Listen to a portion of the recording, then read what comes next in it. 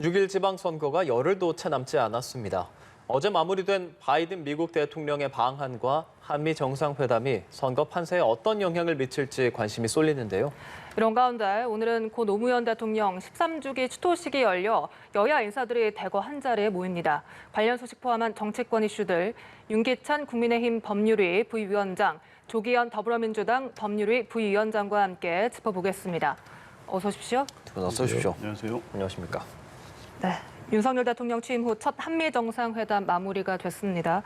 앞서 저희가 외교 국방 전문가 모시고 이 총평을 들어봤는데 정치권의 총평도 궁금합니다. 먼저 윤기찬 위원장님.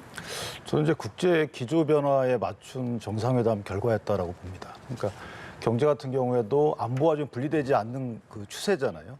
그런데 경제 핵심인 반도체 칩 같은 경우에는 모든 첨단 산업에 들어가는 소재가 돼서 이 첨단 산업과 관련된 기술 유출이 곧 안보의 위기로 위기가 초래되는 이런 결과가 이어지거든요. 또 중국뿐만 아니고 미국 모든 나라가 반도체의 경우에는 이것은 안보 문제로 좀 다루고 있단 말이죠. 이런 상황에서 미국과 반도체에 대한 협력 체제를 강화하겠다. 그러니까 특히 제조적 관점에서 우리가 비교 우위에 있는 우리나라 입장에서 보면 대만이 지정학적 우위를 갖고 있는 이 시점에서 여러 가지 대만에 비추어서 우위를 점할 수 있는 외교적 우위를 점할 수 있는 기회가 있었던 것이고, 그다음에 안보의 경우에는 특히나 이제 북한이 현실적인 그 핵에 의한 위협이 강화되고 있는 입장에서 대북 제재라는 경제적 억지책 이외에 다른 게 없었어요. 그런데 확장 억제라는 그 군사적 억지책을 구체화했다. 그 절차를 이런 측면에서 보면 현실적인 외교의 성과가 아닌가라고 저는 평가하고 싶습니다. 네, 외교적 성과다 이렇게 평가를 해주셨고요. 조 부위원장님. 이 포괄적 전략 동맹이라는 한미 동맹의 원칙을 확인한 것은 좀 분명한 성과로 보입니다. 2021년 5월 21일 문재인 대통령과 바이든 대통령 간에 합의한 이 한미 관계의 성과가 그대로 계승됐다는 측면에서는 성과로 볼 수 있는데요. 그에 추가적으로 합의된 내용들, 기술 경제 동맹 그리고 확장 억지력 관련된 내용들을 보면 안보적으로 경제적으로 불안정성이 확대될 위험이 있다. 이런 부분을 우려하지 않을 수 없고요. 결국에 그 IPEF를 통한 대중국 봉쇄 전략을 미국이 추진하는 과정에서 그 역할을 한국이 주도적으로 하겠다는 입장을 낸 거 아니겠습니까? 실제 한국의 제1무역국이 중국이고 경제적 의존도가 굉장히 큰데 과연 이런 것이 국익에 도움이 될 것인지 좀 우려가 되고요.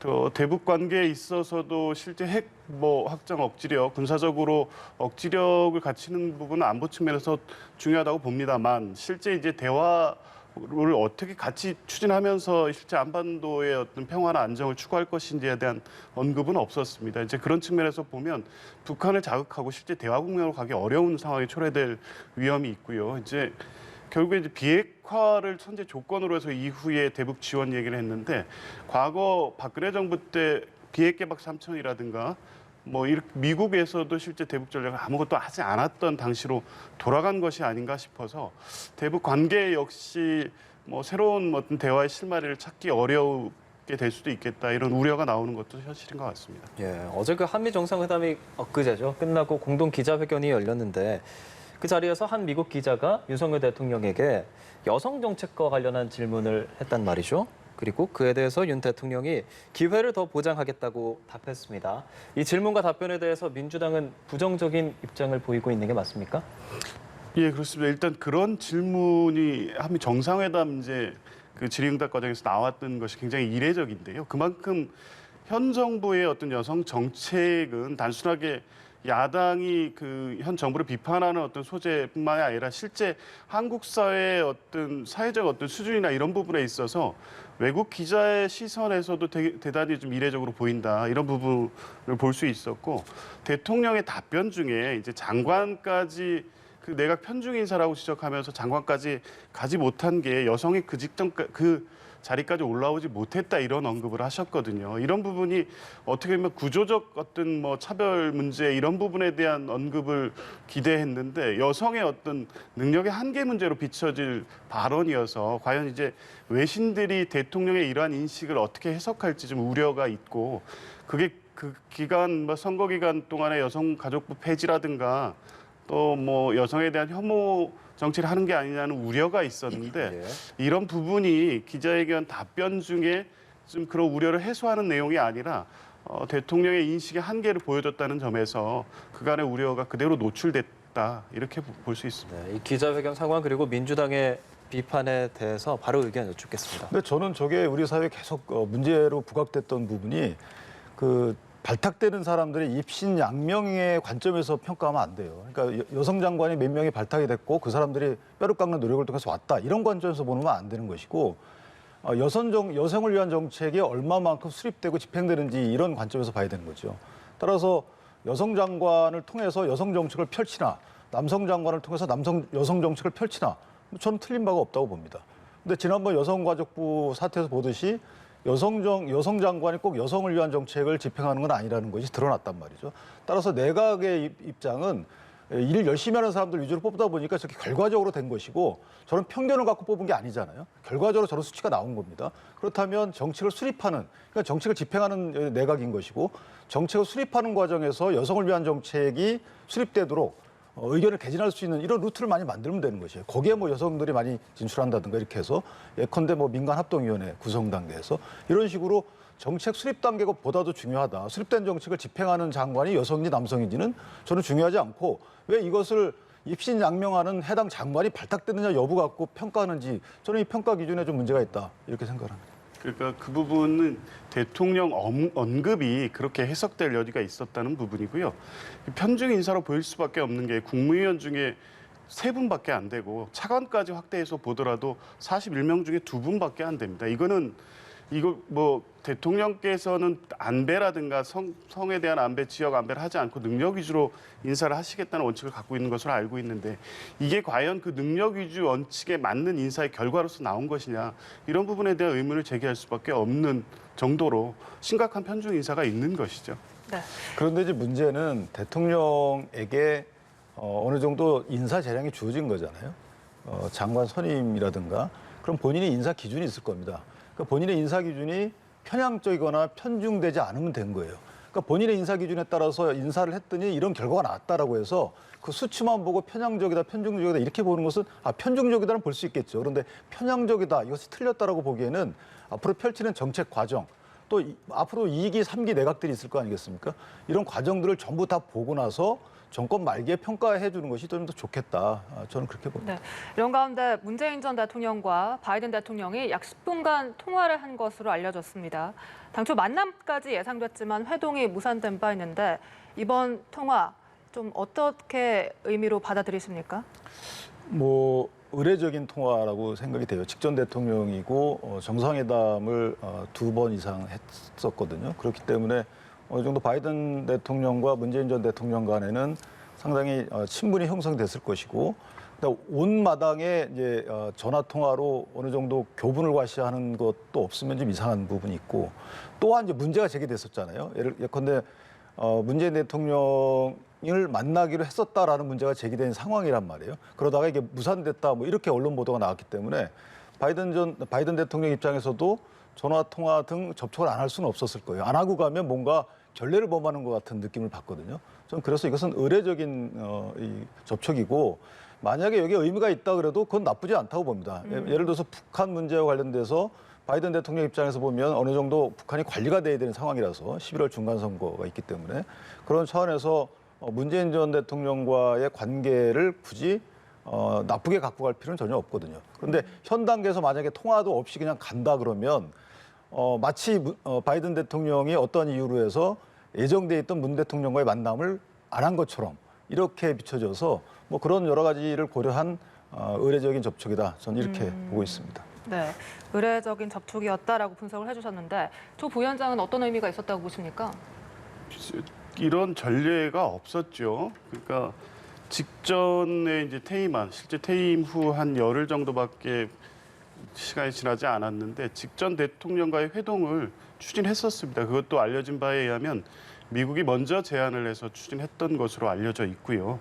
그 과정에서 이제 어떠한 이유인지 모르겠지만 이제 직전에 취소가 됐습니다. 근데 어찌됐든 어떻게 보면 이거 외교적 결례라고 볼 수 있겠죠. 첫 정상회담인데 직전 대통령과 회동을 추진한다는 것이 외교적 결례로 비칠 수 있음에도 불구하고 바이든 대통령이 그러한 입장을 갖고 있었다는 것은 어떤 특별한 이유가 있었던 건 분명해 보입니다. 이것은 단순히 의례적인 정도를 넘어서 문재인 대통령과 바이든 간에 형성된 신뢰, 그게 또 이후에 한반도 정책에 있어서 문재인 대통령에 대한 기대, 뭐 여러 가지 요인들이 있었다고 보고요. 이제 뭐 그런 부분에 대해서 뭐 10분 통화로 그러한 논의가 뭐 진행된 정도는 아니었겠지만 이후에도 바이든 대통령과 문재인 대통령은 뭐 한반도 관련된 여러 가지 문제라든가 동북아 문제에 관련해서 여러 가지 협의를 할 수 있는 관계까지 가 있는 게 아닌가 뭐 이렇게 보여집니다. 예, 이렇게 바이든 대통령의 방한 일정까지 마무리됐습니다. 우리나라는 6일 지방선거를 코앞에 두고 있습니다. 6일 지방선거 오늘로 열흘도 남지 않았는데요. 이번 한미 정상회담의 지방선거 영향 어떻게 예상하시는지? 뭐 2018년도 북미 정상회담 하고 다음 날이 아마 선거였던 걸로 기대가 되는데요. 네. 이 지방선거. 예. 뭐 그때와는 좀 다를 건 다를 거예요. 그러나 어쨌든 외교적 어떤 행사기 때문에 이것은 국가적 행사거든요. 따라서 특별한 마이너스 요인으로 작용할 것 같지는 않고요. 더군다나 좀 중국과의 관계를 이제 걱정하시는 분들이 많은데 현재 우리 국민 중에 또 상당수는 중국에 대한 감정이 좋지 않아요. 이런 상황이라서 중국에 대한 걱정이 이번 회담에 마이너스로 작용할 것 같지는 않다. 이런 생각이 하나 드는 것이고 또는 북한의 도발 국면이기 때문에 여기에 대한 군사적 억지책이 구체적으로 딱 나왔단 말이에요.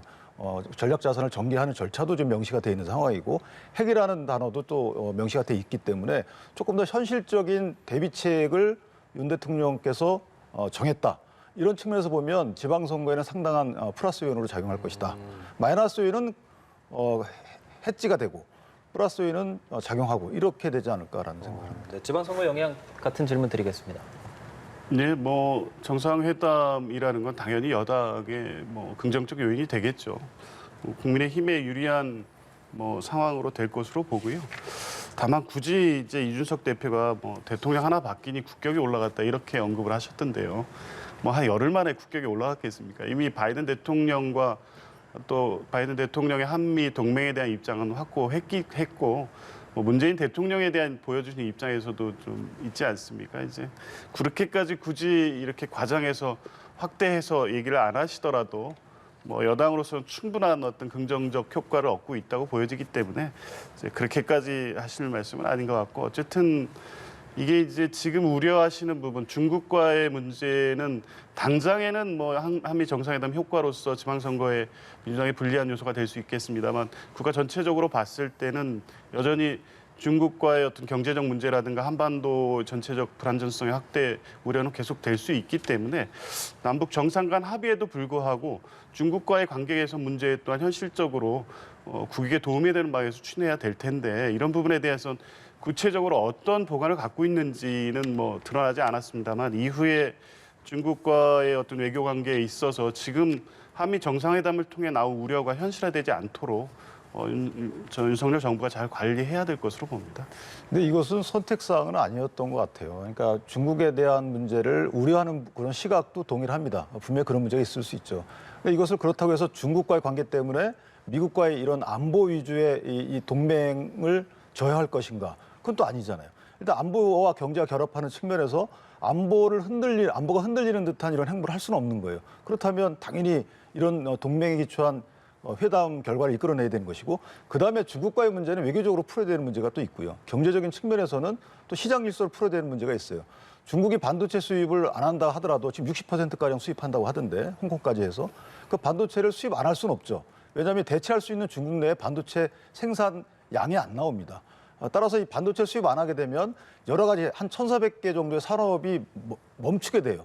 그러니까 이런 모든 것들을 감안한다 그러면 오히려 우리 반도체 기술을 압도적으로 앞서게 하는 것이 중국과의 문제를 해결하는 길이다. 이럴 수도 있다 생각합니다. 한 가지만 말씀을 드리겠는데 이게 뭐 이분법적으로 구분되는 건 아닙니다만 현재까지 우리나라의 외교 정책은 경제는 중국 또 안보는 미국 뭐 이렇게 돼 있지 않았습니까? 근데 이번 어떤 결과를 단순하게 정리를 하자면 경제도 안보도 미국 중심으로 가겠다는 것은 분명해 보입니다. 이제 그런 측면에서 보면 뭐 반도체 문제도 그렇고요.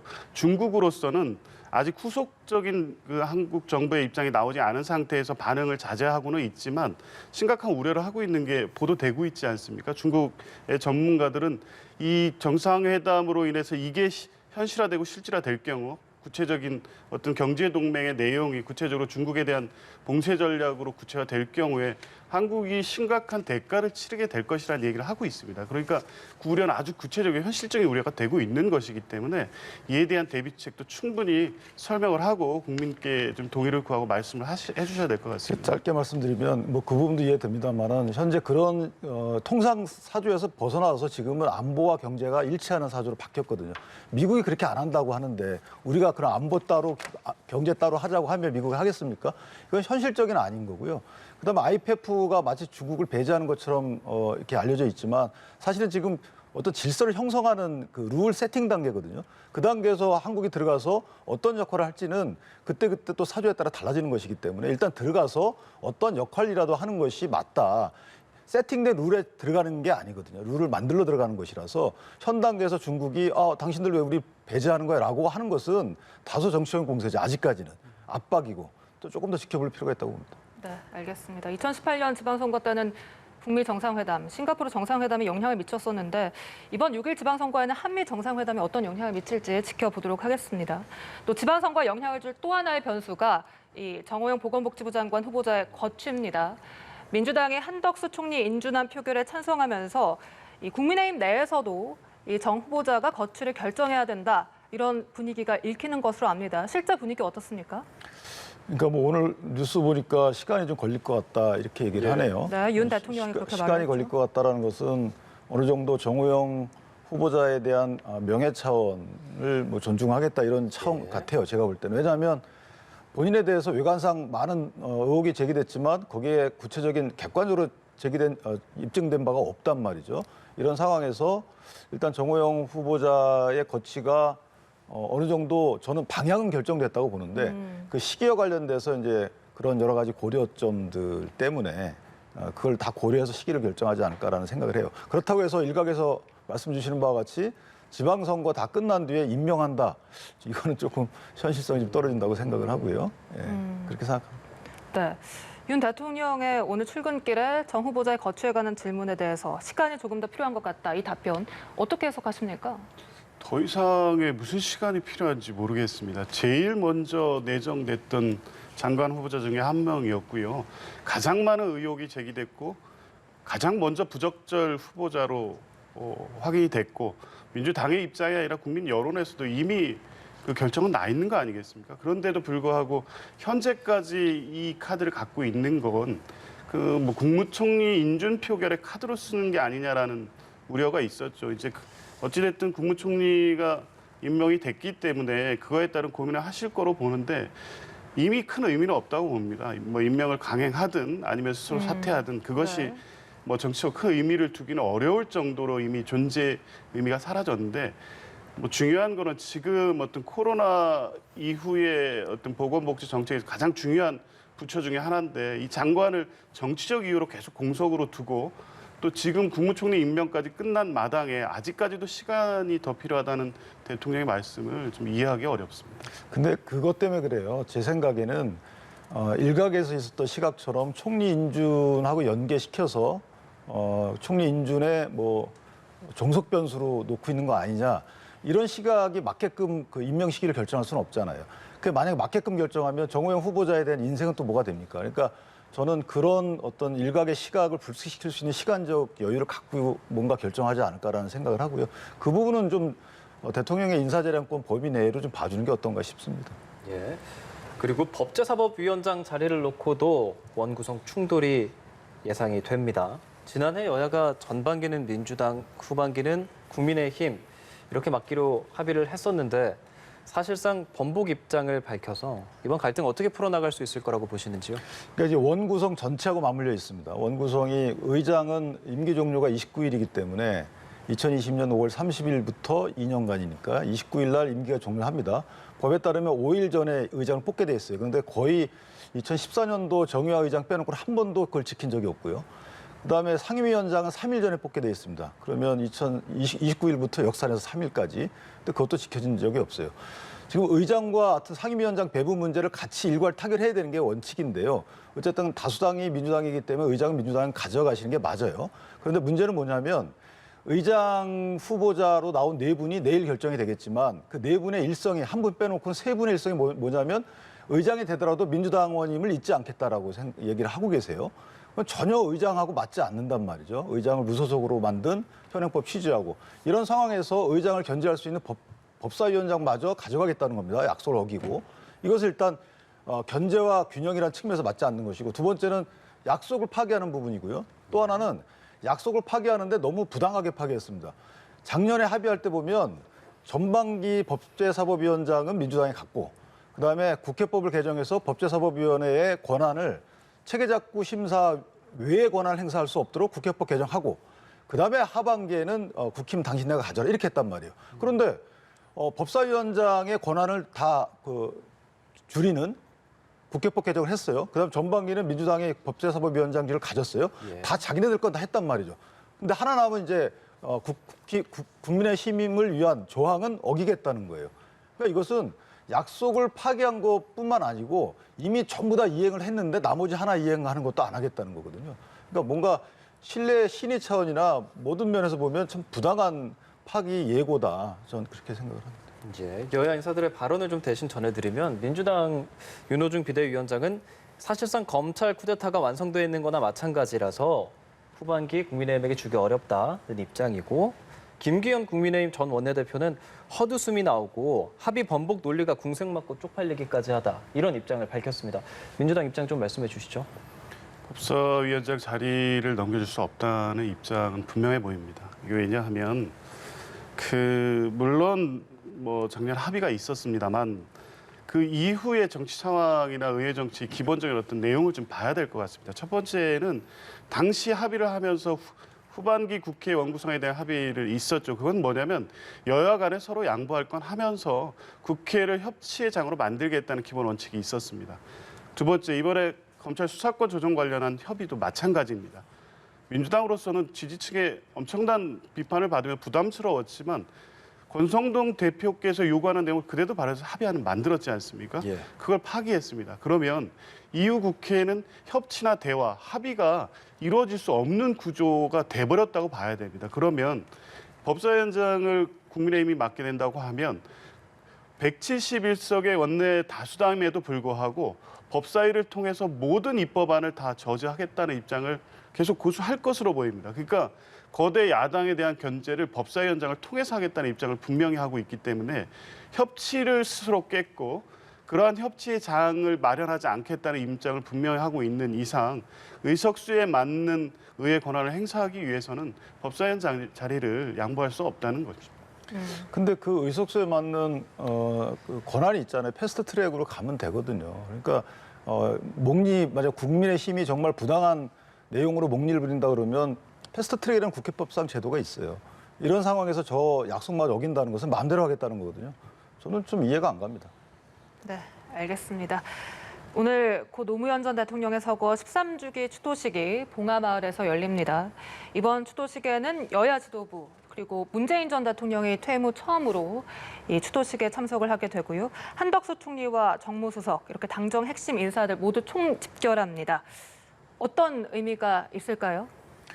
대한민국 제16대 대통령의 추도식이기 때문에 이건 진영을 위한 추도식은 아닌 것이고요. 두 번째는 노무현 대통령의 경우에는 사실 이념에 기초한 정책을 펼치기보다는 실리에 기초한 정책을 펼쳤다는 거죠. 그러니까 제주 해군기지 건설 때도 그 본인 진영 편에서는 상당히 반대를 했단 말이에요. FTA, 한미 FTA도 물론 이명박 정부로 넘어갔지만 그 협상 과정에서 상당한 반대도 불구하고 그걸 다 관철시켰어요. 이런 식으로 나라를 위한 실리 측면에서 보면 이념에도 불구하고 여러 가지 정책을 펼쳤다는 이 점에서 보면 상당히 높이 평가를 받는 분이시고 또 하나 굳이 이제 정치적 의미를 부여하자 그러면 이제 국민 통합인 것이죠. 국민 통합을 위해서 상당한 상징적 의미가 있으시기 때문에 그런 차원에서 추도식에 대거 참석하는 게 아닌가라는 생각을 합니다. 네, 문재인 전 대통령 당선 첫 해였죠. 반드시 성공한 대통령이 돼 다시 찾아오겠다. 이 메시지를 남긴 후 5년 만에 참석입니다.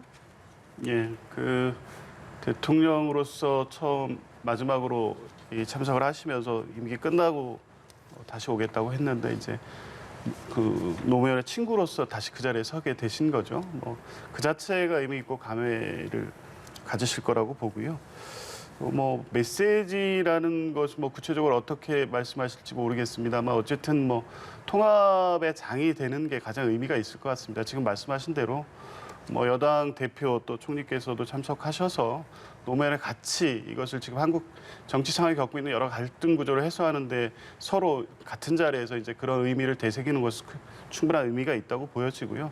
다만 노무현의 가치를 가지고 또 오늘도 여전히 이 민주당을 비판하는 소재로 쓰고 계시더라고요. 이게 과연 이제 오늘 자리를 앞두고 국민의힘 지도부에서 나오는 메시지들이 노무현 대통령의 가치를 존중하고 그 뜻을 새기겠다는 오늘 추도식 자리에 맞는지 그 부분을 한 번쯤 다시 생각해 주셨으면 좋겠습니다. 예, 두 분 말씀 잘 들었습니다. 지금까지 윤기찬 국민의힘 법률위 부위원장, 조기현 더불어민주당 법률위 부위원장이었습니다. 고맙습니다. 고맙습니다.